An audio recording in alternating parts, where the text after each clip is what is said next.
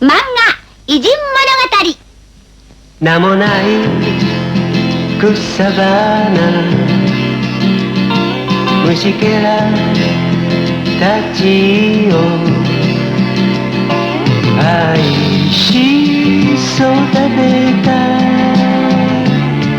人がいた。自分を犠牲にふるさと国を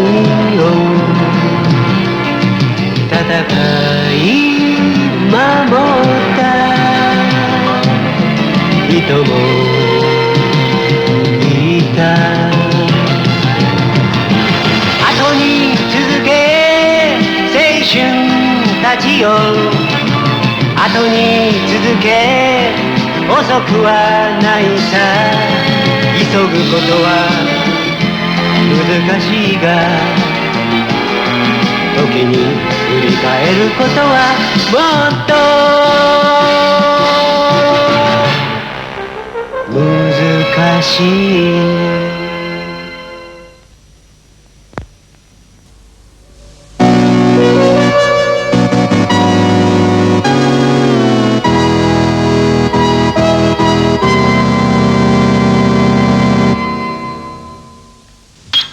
Bundan taxminan 470 yil ilgari Rimga yaqin toshchilik maydonidagi toshchilar Mikil Angeloning yetakchiligida ishlayotdi.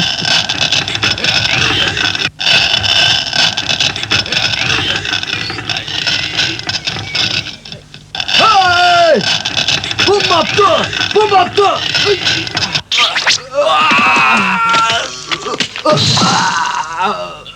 Nima qilinglar bu? Nima ish qilinglar bu? Moshundaq bir kichik chaqamsizlar. Men sizlarni mana mayadan boshlab chiqinglar demedimmi? Ha? Mana Moshunchilik darajada yo'g'on bo'lmas bo'lmaydi. Undaq yo'g'on tashni chaqilib bo'lmasmikan efendim? Nima? Bo'lmaydi? Chaqilib bo'lmaydi demsizlar. Minglar. Sizlar ketinglar. Sizlarni haydab etib, o'zimni chaqay. Bo'ldi. Qarab turinglar. Muallim, men yordamchay. Yo'q, bo'ldi. Sizlarga o'xshash odamlarni ish qilsanlik keyin mushundaq bo'lmay qandoq bo'ladi? Bo'ldi. Sizlar ketinglar. Muallim, tamoq yeylar.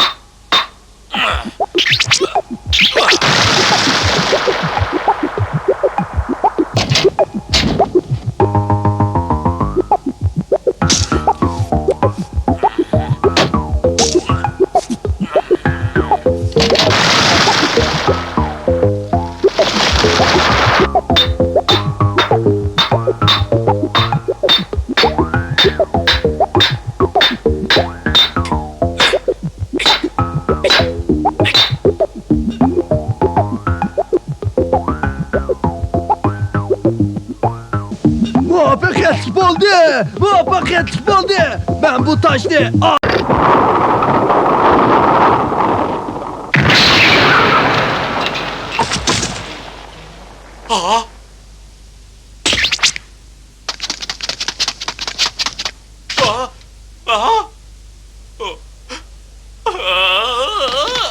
Muallim, ne bo'ldi? Bu tosh Pikachu oldu.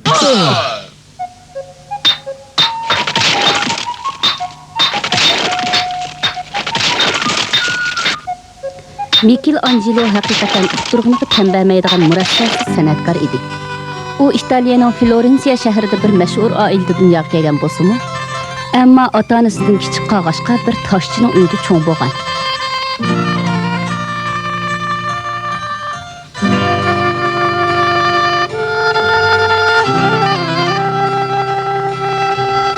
Balının apsi. Yekile. Bana. Bu bala. Bu neymiş?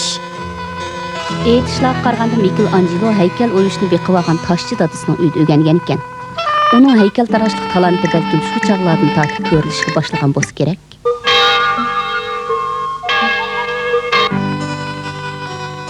Uzun o'tmay uyga qaytib kelgan Michelangelo Florensiya shahridagi bir maktabga o'qishga kirdi. U shundan keyin darsni bir yoqqa qayirib qo'yib, rasm chizishga berilib ketdi. Michelangelo. Qandaq, sizga rasman bo'ptimi, muallim? Sizma. Sizmi? Mang chiqib ket, tez. Bo'ladi.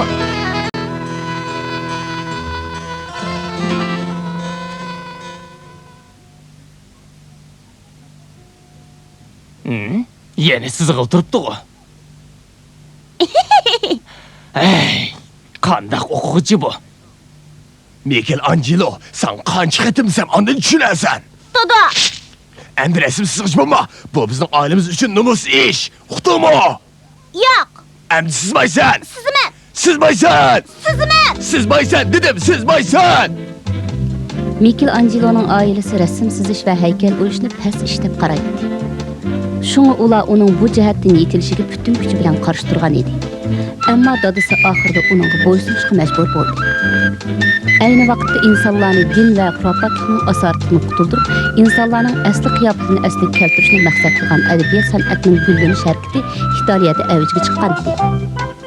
Michelangelo mana mushundaq yangi davrning bo'ron chaqqonlarida san'atkor bo'lish yo'liga qadam tashlagan.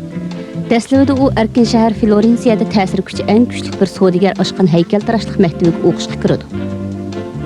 U yerda nurg'un qadimiy go'zal san'at va adabiyot bilimlarini o'rganadi. Bo'libmi peshonasining o'ng kelgan yeri, u bu savdogarning oilasida do'stona muomaladan bahramand bo'ladi. Michelangelo 有机会与一流的艺术家和学者见面，这使他学到了不少知识。 ammo ayni vaqtdagi Michelangelo qandoq bo'lg'aydi? Hey, to'xtanglar, urushmanglar. Erishkinlar to'xtab qolinglar. Sizlar nimani talishib urushyapsizlar, ha? O meyasıga heykelli. Ben kopal yasap sen dep yaratmayıvatıdı. Ha? Kalva. Kopal bo'lgandiki kopal demay nima deydi? Haqni gap qilimi qo'ymamtin? Nima? Michelangelo, bana bir ishini qil. Michelangelo tug'ma jasoratli yigit bo'lib, ishning yaxshi tarafi bilan yomon tarafini aniq ayirmoqchi bo'ldi qilmaydi. Yeniliklarning ko'pinchisi undan qo'rqadi. Ammo bu qaysar yigitning tushuniksiz taraflari yo'q emas edi. Urush boshlandi! Fransiya qo'shinlari kelyapti. Unda qilaman. Endi qada qilaman. Darhol qochay. Florensiya Germaniya podshoh armiyasining hujum qilishi bilan urush qaynab kirib qoldi. Michelangelo qochdi. Men shundoq qo'rqinchoqmi? Men yaxshi ko'rdigan erkin shahar Florensiyaga urush o'tib Men qo'l qo'yish turib, qarab turishim kerakmi? Michelangelo o'zining ojizligidan tunji qitin xijil bo'ldi. Shuning bilan u Florensiyaga yana qaytib kelib, jangning oxirlashishini kutib bir o'nkirib kirib yo'shinib ketdi.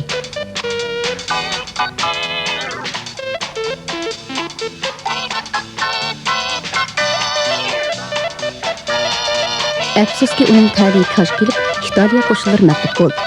Michelangelo hatto dushman qo'shinlarining qo'mondoniga yoqadigan ishlarni qildi. U dushman qo'shinlarining qo'mondonining rasmini chizib uning hadiya qildi. Michelangelo buningdan o'zining ojizligini his qildi hamda ba'zi ishlarga diqqat qildi. Bu erkinlikka aloqador ishlar edi. Erkinlik degan zodi nima?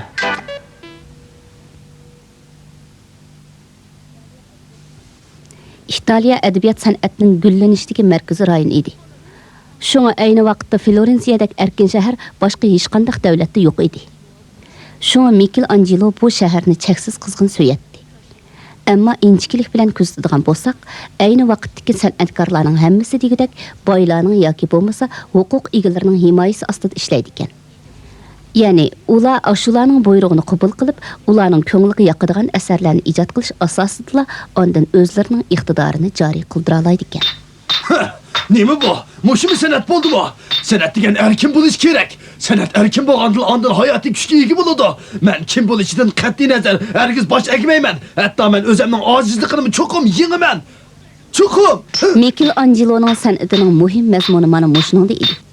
U qadimgi Yunonning haykaltarashligini o'rganib, badan go'zalligi jihatda o'zining ideyasini namoyon qildi va baslik qomat uchun cheksiz muhabbat bog'ladi.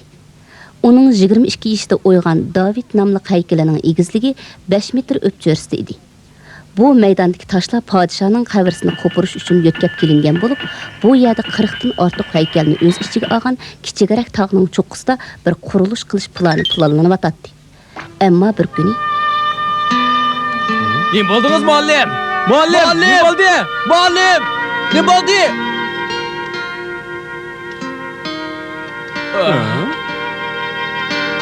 Muallim, ne bo'ldi?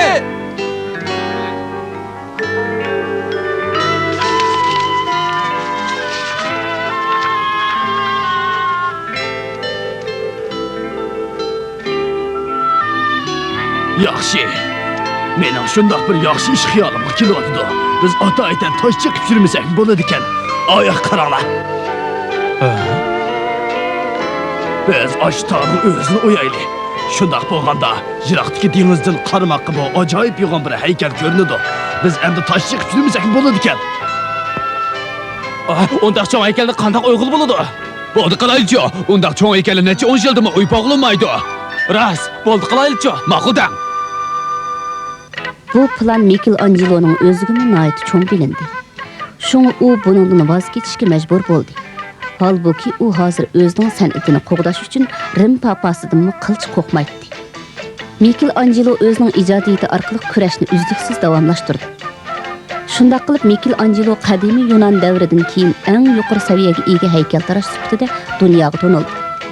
Va ayni vaqtdagi haykal qurilishining qo'shimchasi deydigan qarashga xotima berib, haykaltarashlikning mustaqil san'at asosini qurib, İtaliyaning adabiyot san'at gulmish davridagi vakillik xarakteriga ega san'atkoriga aylandi.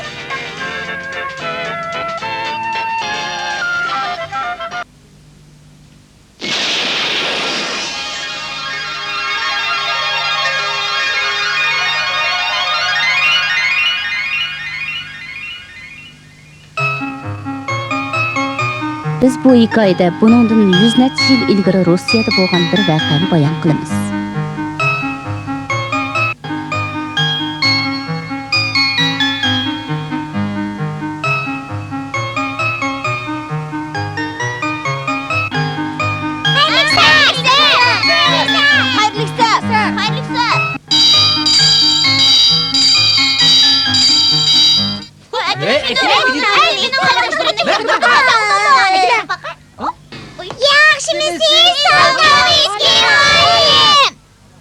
Xayrli sahar.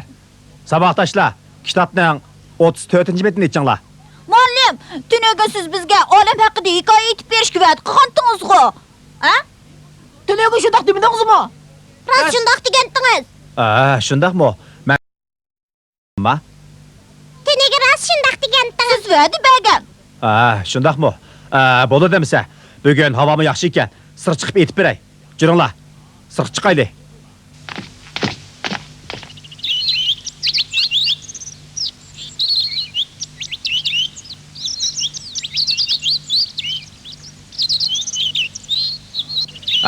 Bo'ldi. Bugun biz avval quyosh to'g'riliq to'xtalaylik. Quyosh deganimizda hozir men sizlardan bir oddiy masala so'rab baxmoqchi. 的直径是地球的几倍？知道的请举手。 Ko'taringlar. Qani, qaysinglar bilasizlar? Men bilaman. Alexey. 3-siga barobar. 6-siga barobar. 2-siga barobar. 30-siga barobar. To'g'ri emas. Quyosh yer sharining 100-siga barobar. Texnik aniqroq bo'lsin uchun qani, Bronin, sen o'rningdan tur. 你就是太阳。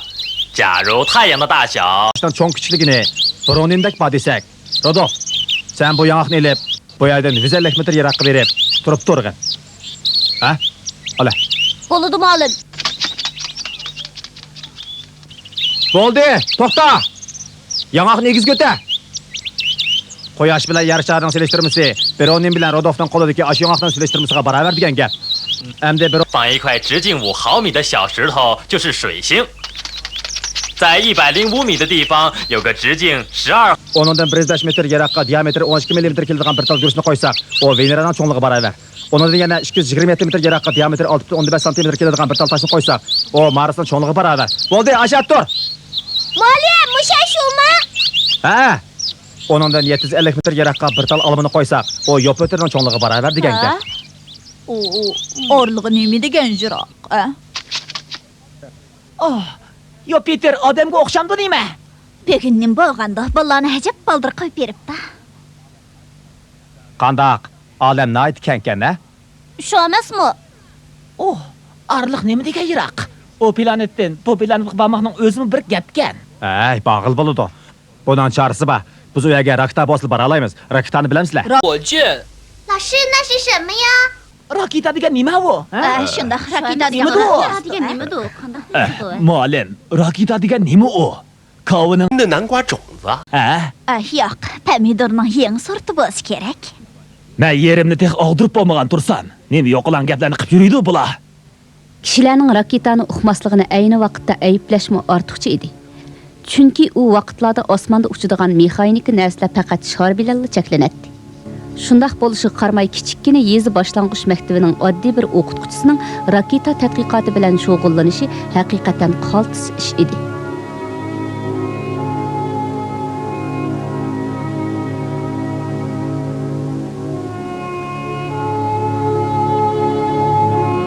Solkovskiy Namrat oilada tug'ilgan bo'lib, uning qatam qattiq og'irganligi sababli qulqi gaz bo'lib qolgan. U mana shu sababdan maktabda o'qiy olmagan.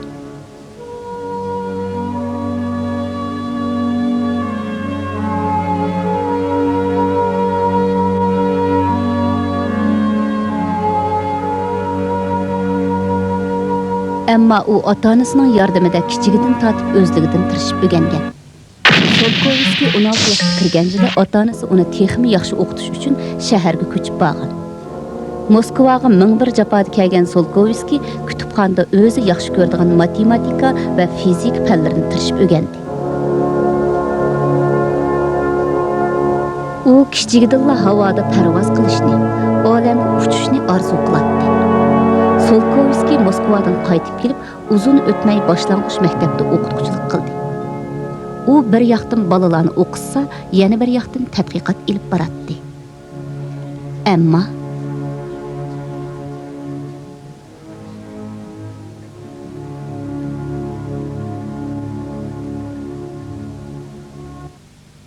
Muallim sapli g'alati bir ishlarni o'ylaydi ekan. Bolalarimizni u o'qitsa chatoq bo'lmasa.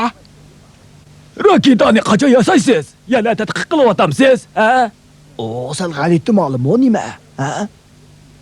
kishilar Solkovskiyning tadqiqotini tushunmay, gumoniy qarash bilan uningga so'g'uq muomala qiladi. Ammo buni Solkovskiy qilch ko'ngliga olmaydi.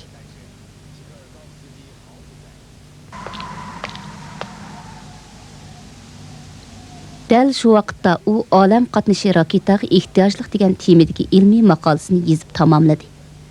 Bu Akufka Wrightlarning aeroplan orqali havoni bo'ysundirishidan 20 yil burungi ish edi.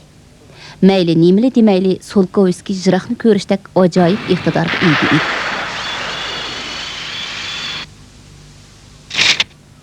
Solkovskiy muallim! Muallim! Solkovskiy muallim! Biz sizga pichinak keldik. Shundaqmi? Sizlarga ko'p rahmat. Men bu shundaq narsalarga bak amroq. Qani kiringlar avvalrim. Ma'qul. Muallim, texmi g'ayrat qiling. Muallim, raketa qanday yasaladi? Mana qaranglar, bundaq yasaldi. Sizlarga yordammi? Solkovskiy o'z yozgan ilmiy maqolani Moskvaga olib berdi. Muallim, biz keldik. Muallim, biz keldik. Muallim, biz keldik. Muallim, ne bo'ldingiz?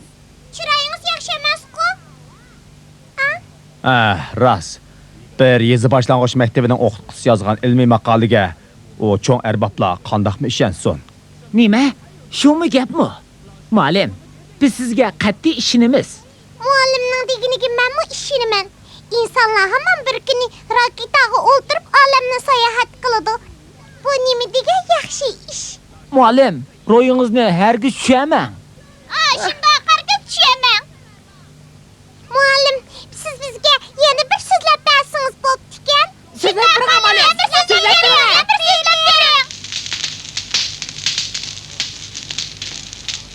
Bo'ladi. Men insonlarning oyga qandoq chiqadiganligini bugun oqshomda so'zlab beray.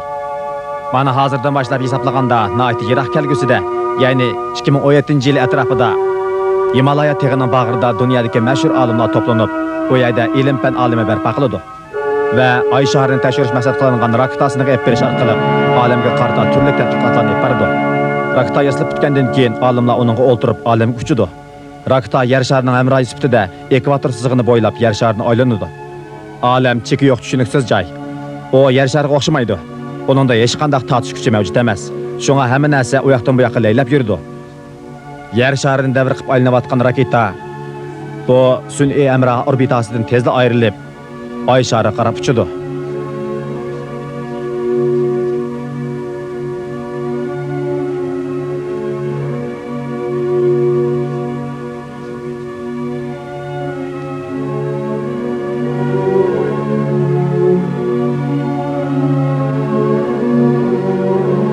Oldu. Endi Oy shariga asta-asta yaqinlashdi. Oyga chiqish umigi Oy shariga qo'ndi. Oy sharida nurg'un halqasimon o'nkirlar bor. Oy sharining tortish kuchi yer sharining tortish kuchining 6dan 1ga teng. Shunga Oyda odam nati yeniklab ketadi. Oyda turib qarsangiz Quyosh, yer shari va boshqa sayyoralar xuddi qo'lingizni sunsangizlar, yetadigandak nati yaqin yerda ko'rinadi. Acaba peyziken. Oy sharining usti chiroyliqmikan? Nait peyziken. Meningmi berib ko'rib kelgim kelyapti. Muallim, biz cho'ng bo'lganda raketami yasila, ha? Shundaqmi? Shu chaqlarda yasilishi mumkin. Solkovskining raketa va olam to'g'riliq shunchalik to'g'ri tasavvurni o'ttirg'i qo'yganligiga odamning aqli haqiqatan hayron qoladi. Solkovskiy olam davrining cho'qim yetib kelganligini buningdan 100 necha yil burunlab tasavvur qilib, keyingi raketaning taraqqiyoti uchun muhim to'hfalarni qo'shgan. Shuning bilan u kishilar tarafidan raketa otasi deb nom olgan. Ammo insonlar uchun aytganda bu faqat olam davrining pardasini echishli xolos. Solkovskiyning g'oyasi hozir butun insoniyatning g'oyasiga aylandi. Bugungi kunda kishilar olam bo'shlig'iga texmi ishkirlab kirish uchun uzluksiz tirishmoqda.